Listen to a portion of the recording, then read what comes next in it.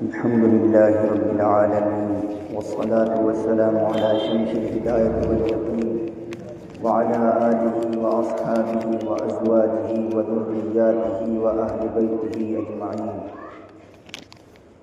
أما بعد، فقد قال الله تبارك وتعالى في كلامه العزيز: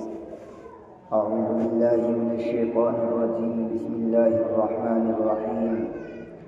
يا أيها الذين آمنوا كتب عليكم الصيام كما كتب على الذين من قبلكم لعلكم تتقون. صدق الله مولانا العلي العظيم وصدق رسوله النبي الكريم.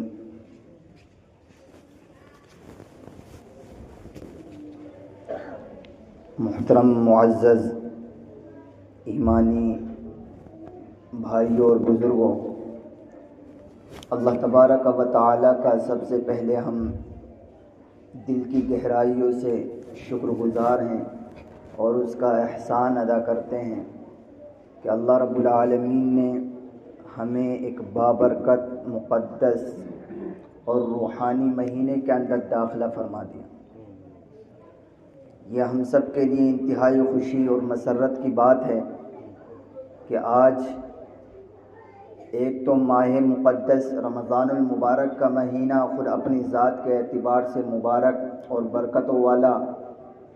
دوسری یہ سب سے اہم اور خوشی کی بات کہ رمضان المبارک کے مہینے کے اندر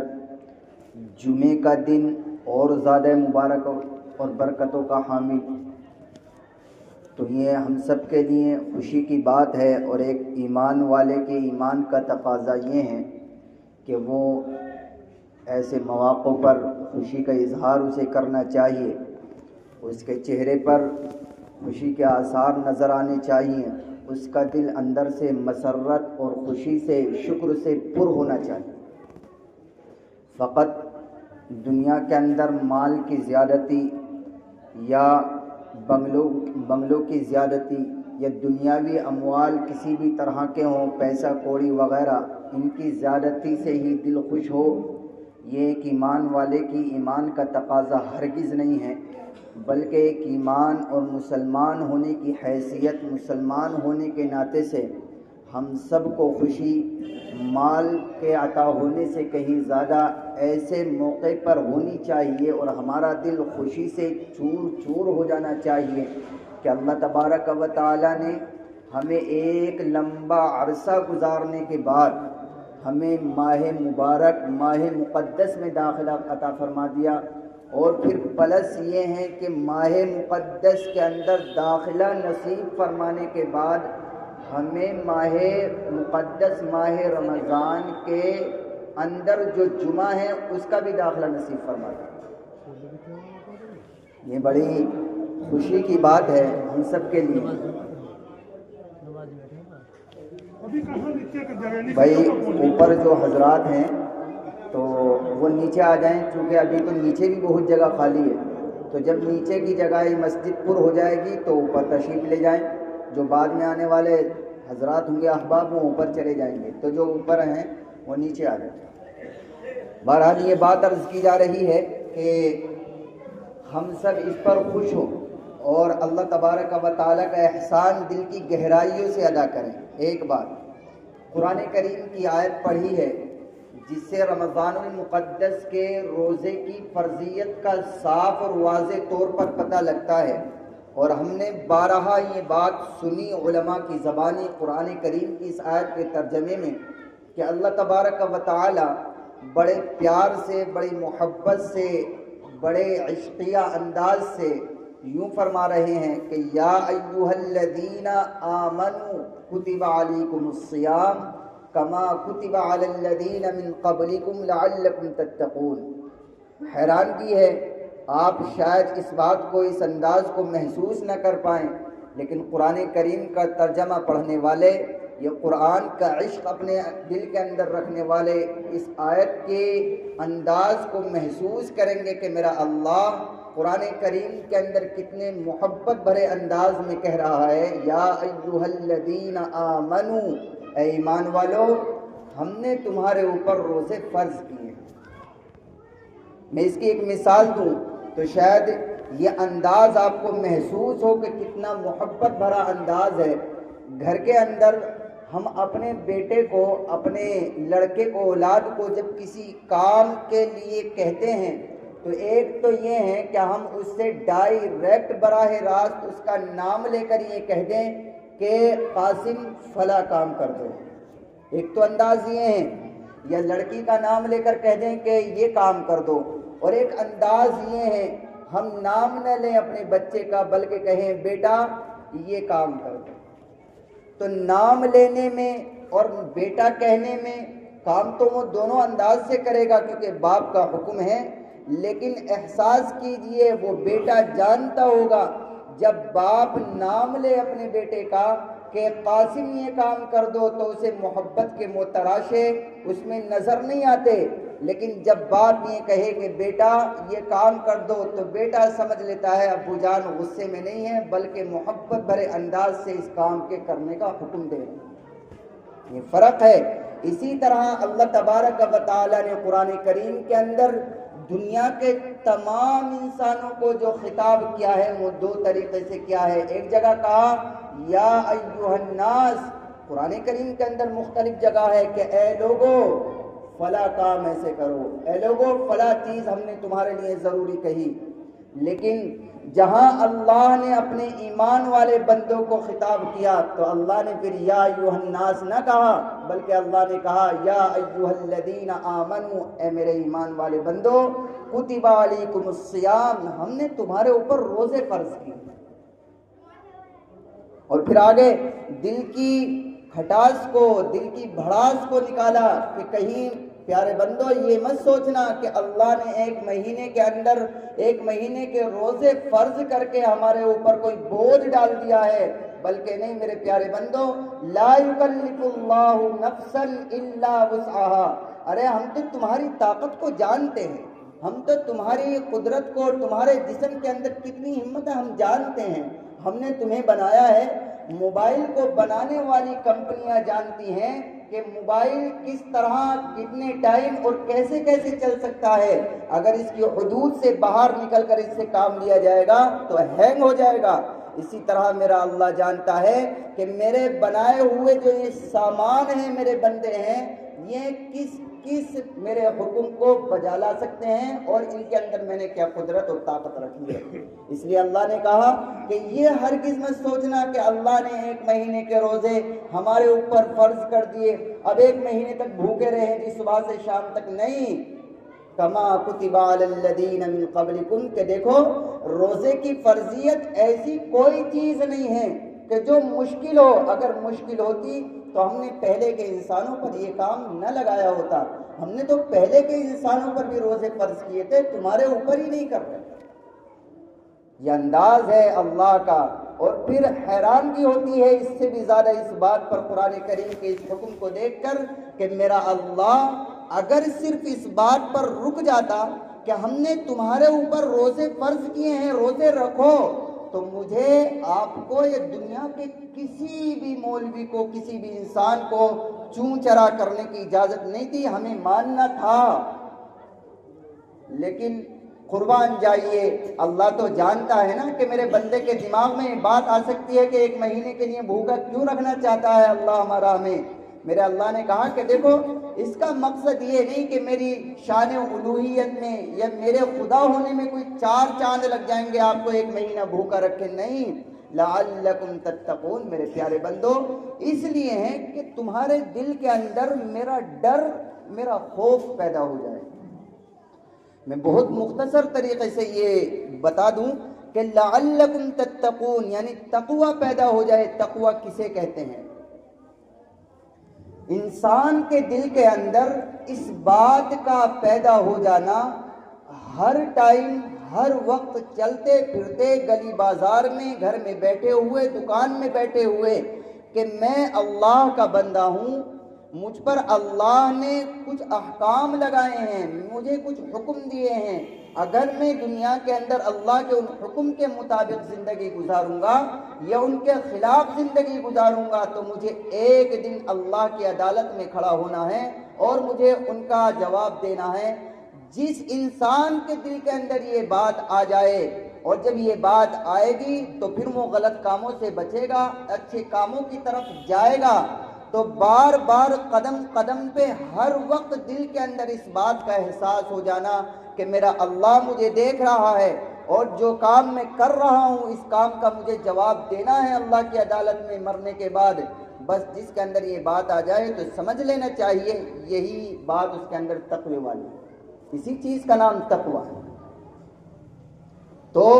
اللہ تبارک و تعالیٰ نے روزے اس لیے فرض کیے ہیں کہ ہمارے دل کے اندر اللہ کا استحضار ہو جائے۔ آپ کہیں گے کہ سمجھ میں بات نہیں آ رہی، بھوکے رہے صبح سے شام تک اور اللہ کا استحضار ہو جائے، اللہ کی محبت آ جائے، کیا آپ اندازہ کیجئے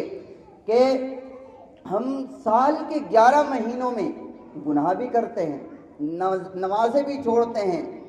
لیکن ہمارے دل کے اندر اللہ ہے کہ 100 میں سے 10 یا 15 20 ایسے آدمی ہوں جو گناہ کرنے کے بعد احساس کر لیتے ہوں کہ تو نے یہ کام غلط کر دیا۔ لیکن بزرگوں، جوانوں، رمضان کی برکات ہیں، یہ ٹریننگ کی اس رمضان کے اندر بندہ صبح سے لے کر شام تک بھوکا رہتا ہے، بند کمرے میں ہو، فریج کے اندر لذیذ ترین کھانے کے سامان رکھے ہوں، منہ سے پانی آ رہا ہو، لیکن پھر بھی وہ اس بات کو لے کر رکا رہتا ہے کہ کوئی نہیں دیکھ رہا، میرا اللہ مجھے دیکھ رہا ہے، میں صبح سے لے کر شام تک بھوکا رہوں گا۔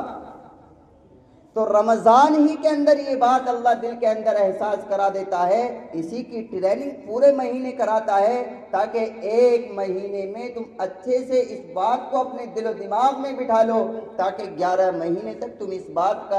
اس بات کا دھیان اپنے دماغ کے اندر رکھو کہ ہر قدم قدم پر میرا اللہ مجھے دیکھ رہا ہے۔ ایک بات مکمل۔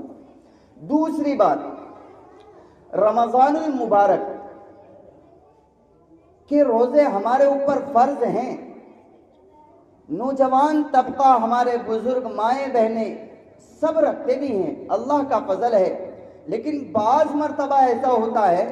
کہ ہم نے رمضان المبارک کے روزے تو رکھے ہوتے ہیں، ہمارے گھر کے اندر بڑے بھائی، بڑے بزرگ یا مائیں بہنیں رکھ رہی ہوتی ہیں، لیکن معاف کیجئے گا بزرگوں، معاف کیجئے گا جوانوں، ہمارے گھر کے چھوٹے جو بچے ہوتے ہیں ہم نے انہیں رمضان المبارک کا احترام نہیں بتایا، جس کی وجہ سے ہم بھی گناہ کے خاتے میں جا رہے ہوتے ہیں۔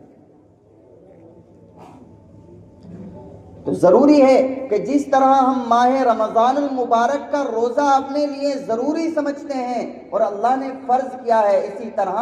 ہمیں چاہیے کہ ماہ مقدس کا، ماہ رمضان کا ہم احترام بھی کریں، یہ بھی ضروری ہے۔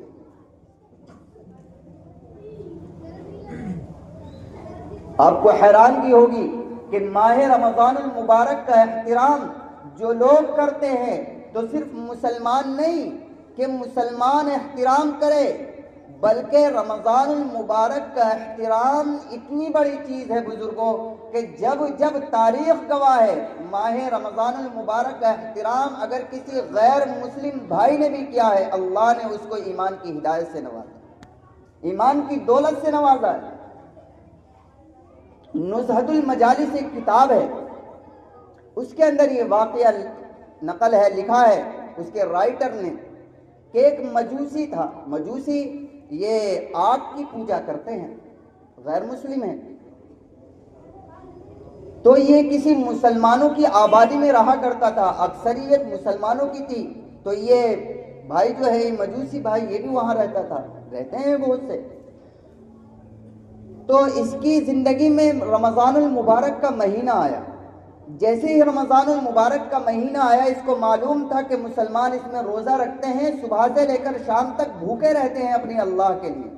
تو اس نے اپنے بچوں کو، چونکہ خود غیر مسلم تھا تو روزہ تو رکھے گا نہیں، اس نے اپنے بچوں کو، چھوٹے بڑوں کو، سب کو اس بات کا پابند کیا گھر میں بٹھا کر کہ بیٹا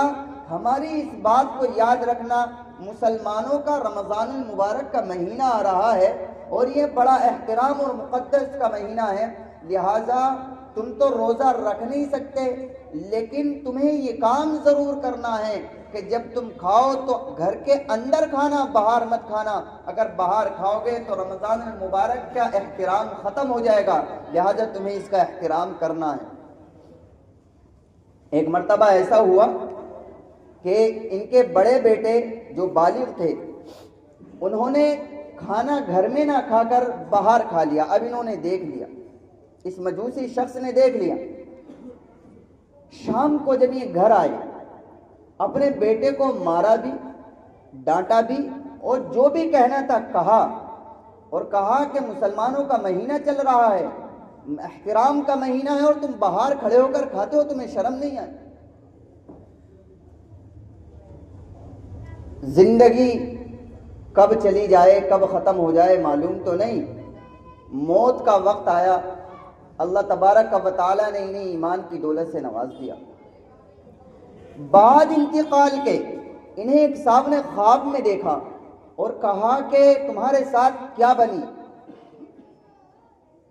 تم یہاں جنت کے باغیچوں میں کیوں ٹہل رہے ہو؟ تم تو مجوسی تھے دنیا کے اندر, اور تم تو خدا کے حکم کے خلاف زندگی گزارا کرتے تھے. تو اس شخص نے خواب ہی میں اس آدمی کو جواب دیا کہ مرنے سے پہلے میں نے کلمہ پڑھ لیا تھا, اور اس کے بعد میں اللہ نے مجھے جنت کے باغیچوں میں داخل کر دیا ہے, اور میں نے اللہ سے معلوم کیا ہے تو اللہ نے یہ کہا کہ تیرا کوئی اور تو عمل میرے پاس ایسا نہیں ہے جس کی بنا پر تجھے جنت میں ڈال دوں, لیکن ایک عمل ایسا ہے کہ تو نے مجوسی ہونے کے باوجود تو نے میرے رمضان کے مہینے کا احترام خود بھی کیا, اور اپنے بچے کو اس کا احترام نہ کرنے کی وجہ سے پٹائی بھی لگائی, کہ اسی وجہ سے میں نے تیری بخشش بھی کی, تجھے جنت کے باغیچوں میں ڈال دی. آپ اندازہ لگائیں بزرگوں جوانوں کہ رمضان کا روزہ رکھنا تو بہت بڑی بات ہے, صرف احترام کرنے کے اوپر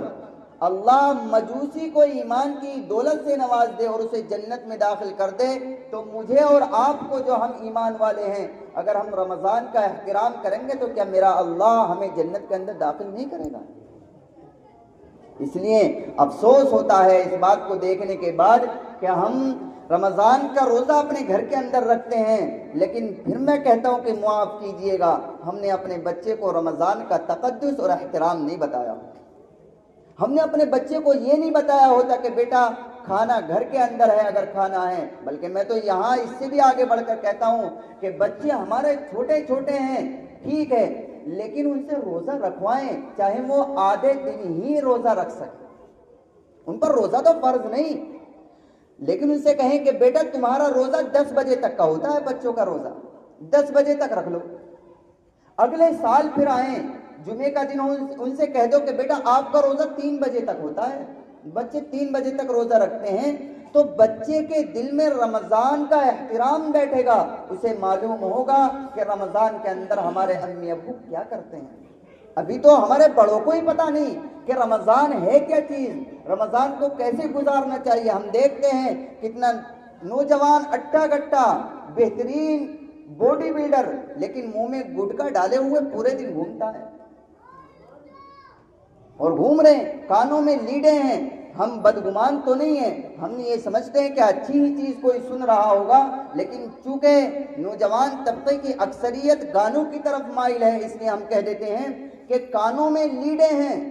اور رمضان کے تقدس کو پامال اور برباد کرتے ہوئے ہم لوگ یوں ہی گھوم رہے ہیں, اور پھر ہم اللہ سے یہ توقع لگائے بیٹھے رہیں کہ میرا اللہ رمضان المبارک کے مہینے کی وجہ سے جو ہے ہمارے گناہوں کو معاف کر دے اور ہمیں دنیا میں کامیاب کر دے, وزارت کی اور وزیر اعظم کی گدیوں پر بٹھا دے. ایسا کیسا ہو سکتا ہے؟ اس لیے ہمیں جہاں رمضان کے روزے رکھنے ہیں وہاں رمضان کا احترام خود بھی کرنا ہے, اپنے بچوں کو کرانا بھی, سمجھانا چاہیے. ایک بات. دوسری بات, ہمیں اس رمضان کے روزے کے اندر صرف رمضان کا روزہ نہیں رکھنا, عبادت بھی کرنی ہے ساتھ ساتھ. حالانکہ رمضان کا روزہ یہ خود ایک عبادت ہے, لیکن نفلی عبادتیں بھی کرنی ہیں. آپ کو حیرانگی ہوگی کہ ہم لوگوں میں نفلی عبادت کرنے کا جو مادہ تھا وہ بالکل ختم ہو گیا. قرآن کریم کی تلاوت کا جذبہ ختم, ذکر و اذکار کا جذبہ ختم. ماہ رمضان میں ہم کبھی بھی تنہائی کے اندر نہیں بیٹھتے, اور تنہائی میں بیٹھ کر کبھی ہم 2-4 گھنٹے اللہ اللہ کر لیں, یہ دور ہی ختم ہو گیا. حالانکہ ہم اگر اپنے بزرگوں کو دیکھیں جن کا نام لے کر ہم زندگی گزار رہے ہیں, جن کی قربانیوں پر آج ہم دنیا میں سانسیں لے رہے ہیں، اگر ہم دیکھیں تو حیرانگی ہوتی ہے کہ حضرت امام اعظم ابو حنیفہ نور اللہ مرقدہ یہ اماموں میں سب سے بڑے امام ہیں، صحابہ کے شاگرد ہیں۔ حضرت انس بن مالک خادم رسول کے بعض کتابوں میں لکھا ان کے شاگرد ہیں۔ حضرت امام صاحب فرماتے ہیں، اور سب سے اچھی بات، ان کا نام آپ جب مدینہ المنورہ جائیں گے تو وہاں آپ کو لکھا ہوا ملے گا مسجد نبوی میں دیوار پر صحابہ کے نام کے ساتھ۔ تو بڑی ہستی ہیں حضرت امام اعظم ابو حنیفہ، نبی کے روزے کے سامنے ان کا نام لکھا ہوا ہے۔ تو یہ رمضان المبارک میں اتنا قرآن پڑھتے تھے، ان کے بارے میں لکھا ان کے حالات میں کہ 61 قرآن رمضان کے مہینے میں کیا کرتے، 61 قرآن ایک دن میں، ایک رات میں، ایک تراویح میں۔ تراویح والا پورے مہینے میں ایک ہی ہوتا تھا۔ اب آپ کہیں گے کہ سمجھ میں نہیں آ رہی کہ کیسے ہو جاتا ہے، سب ہو جاتا ہے۔ ہمیں جو مشکل نظر آتا ہے وہ ہمارے گناہوں کی نحوست ہے۔ ہمارے حدیث کے اندر ہے کہ آدمی جب گناہ کرتا ہے وقت کی برکت ختم ہو جاتی ہے، اور جب لوگ گناہ سے بچتے ہیں وقت میں برکت آ جاتی ہے۔ تو یہ لوگ گناہ سے تو ان سے، حالانکہ انسان کا گناہ ہو سکتا تھا، لیکن اگر ان سے کبھی غلط کام ہوا فوراً اللہ کے دربار میں کھڑے ہو گئے اور رونا شروع کر دیا۔ تو یہ اتنا قرآن پڑھتے تھے۔ ایک عورت ہے، آپ کہیں گے تو مرد ہے، لیکن عورتوں کے بھی واقعات سنیے۔ ابھی حال فی الحال کی بات سنا دوں، دور نہیں جاتے ہوئے، آپ نے شیخ الحدیث شیخ زکریہ حضرت مولانا زکریہ صاحب کی کتاب پڑھی جاتی ہے فضائل اعمال، ان کے گھرانے کا واقعہ، ان کا ایک واقعہ بڑا دلچسپ ہے۔ رمضان المقدس کا مہینہ، یہ تراویح کے اندر اپنے گھر پر قرآن سنا رہے تھے۔ تو تراویح کے اندر گھر پر قرآن جب انہوں نے سنایا تو گھر کی عورتیں بھی ان کے پیچھے نماز پڑھا کرتی تھی، تو ان کی گھر کی عورتوں نے بطور مزاح روزانہ تراویح کے بعد میں یہ کہا کہ آج تھوڑا جلدی کر دینا، جیسے کہتے ہیں، اور کچھ کہتی تھی کہ ذرا جلدی جلدی پورا کرو قرآن کریم کو۔ ایک دن یہ بھی چونکہ کم عمر تھے، انہیں غصہ آیا اور کہا کہ آج تم ذرا کھڑی ہو جاؤ، معلوم ہو جائے گا۔ قرآن مضبوط یاد تھا۔ اب حضرت مولانا زکریہ صاحب کھڑے ہو گئے اور انہوں نے فجر تک قرآن کریم پڑھا تراویح میں۔ تو ان کا احساس یہ تھا کہ اب گھر کی جو عورتیں ہیں سب سو گئی ہوں گی، چلی گئی ہوں گی۔ سلام پھیرنے کے بعد جب پیچھے کو دیکھا تو سب وہاں موجود تھیں، اور بالخصوص ان کے گھرانے کی جو ان کی دادی تھی وہ ان کو نظر اٹھا کر ہی دیکھنے لگی اور کہا کہ زکریا کیا دیکھتے ہو، حیرت کی نظر سے دیکھ رہے ہو، آج کوئی فجر تک قرآن پڑھ کر کوئی کمال کر دیا تم نے؟ کہا کہ میری زندگی کا ایک بہت بڑا حصہ گزر گیا ہے جو میں رات کو فجر تک قرآن کریم کی تلاوت کرتی ہوں، یہ میرا معمول ہے، روزانہ کرتی ہوں، تم نے کیا کر دیا آج کر کے؟ تو ہم اپنے اکابر کا نام لے کر جس کی زندگی ہم اپنی گزار رہے ہیں، میرے پیارے بزرگوں، میرے جوانوں، احساس ہے، رونا آتا ہے اس بات پر کہ ہماری مسجدیں قرآن کریم کی تلاوت سے بالکل خالی ہو چکی ہیں۔ پہلے ہم دیکھا کرتے تھے اپنے بچپنے میں کہ نماز فجر کے بعد میں صفیں بھری کی بھری رہتی تھی، لوگ قرآن تلاش کیا کرتے تھے مسجد میں، لیکن قرآن ہاتھ نہیں لگتا تھا، کیوں؟ سب ہاتھوں میں پہنچ گئے ہوتے تھے۔ اب نماز ہوتی ہے فجر کی، بلکہ فجر کی نماز کا سلام پھرتے ہی ہماری گاڑی چل گھر کی طرف کو، حالانکہ ہم 10-15 منٹ چاہیں چوک چوراہوں پر یار دوستوں کے ساتھ کھڑے ہو کر گزار دیں، سورج اشراق کا ٹائم چاہیں گھر سے باہر ہی کر دیں، لیکن اللہ کے گھر میں بیٹھ کر ہم 10-15 منٹ، آدھا پون گھنٹہ سورج نکلنے تک ہم قرآن کریم کی تلاوت کرنا یہ ہمارے لیے دشوار، اور بالخصوص رمضان۔ تو اس لیے میری آپ سے گزارش ہے کہ ہم رمضان المبارک کے اس مہینے میں اپنے آپ کو قرآن سے جوڑ لیں۔ نمبر 1، روزے ہم رکھ رہے ہیں، روزہ رکھیں۔ نمبر 2، رمضان کا احترام کریں۔ نمبر 3، ہم اس مہینے کے اندر قرآن کریم کی تلاوت زیادہ سے زیادہ کریں، چاہے جتنی ہو سکے اتنی کریں۔ اور آخری بات جو ہے اس کے اندر ہمیں یہ کام کرنا ہے کہ ہم اپنے آپ کو، جیسے کہ میں نے اس سے پہلے بھی کہا تھا، کہ اپنے آپ کو گناہوں سے بالکل الگ کر لیں۔ بالخصوص بار بار میں یہ بات کہا کرتا ہوں کہ ہماری عورتیں، گھر کی خواتین گناہوں سے اپنے آپ کو نہیں بچاتی، دیکھیے شیطان بڑا حضرت ہے، میں بہت سادے الفاظ میں کہہ رہا ہوں، شیطان بہت بڑا حضرت ہے۔ وہ آپ کو گناہ کرائے گا اور گناہ کو ایسا آپ کے سامنے پیش کرے گا جیسے ہم ثواب کا کام کر رہے ہیں، یعنی پہلے کسی کے بارے میں تعریف کرائے گا، پھر تعریف کراتے کراتے بیچ میں پوائنٹ مارے گا، لیکن اس کے اندر یہ خرابی ہے،